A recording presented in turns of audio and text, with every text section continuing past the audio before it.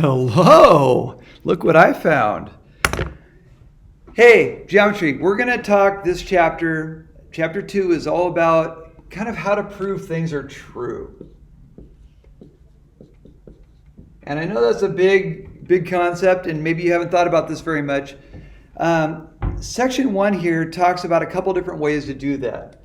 One is called inductive reasoning, and the other one is called deductive reasoning. Inductive reasoning, it basically goes from small to large. Deductive is the opposite. It goes from large to small. Let's do a couple examples. Inductive reasoning would be something like, think back to our science class, the science class you did in 7th grade, where we talked about sound, and we did that vibrations lab. I had a number of different places around the room, tuning forks, rulers that you smacked, rubber bands, balloons that annoyed the heck out of you, and especially those straw saxophones, if you remember those. Anyway, what you did was you went around the room and you found example after example after example after example after example of things making sound. After you got to a number of them, you were able to see that, oh, you know what all these have in common? Is they're all making vibrations. So you did inductive reasoning. You went from a smaller case, a number of observations, to a larger generalization.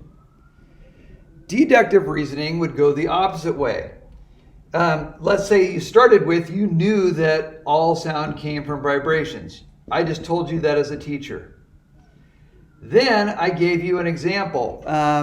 The sound of a frosty, cold Diet Mountain Dew when you pull the cap and it goes, oh, it's probably the best sound in the world.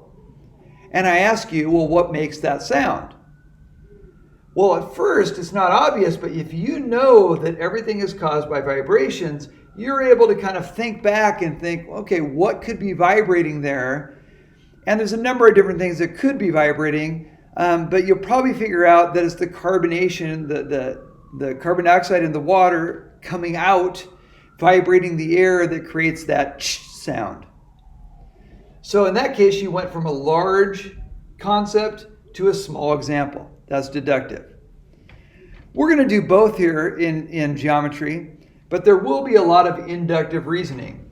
And the one thing to know about inductive reasoning is that all you have to do is find one example to prove it wrong. So if we say, every time I see something I see something making sound, then I find out that it's caused by vibrations. Well, if I could find one time that something wasn't vibrating and making sound, that would prove this wrong. I'm going to end with one last thing that I think is kind of interesting. And the reason why I started with the old magnifying glass is, you know, if you've read the stories of Sherlock Holmes, he's constantly talking about making deductions. Watson, I have this deduction.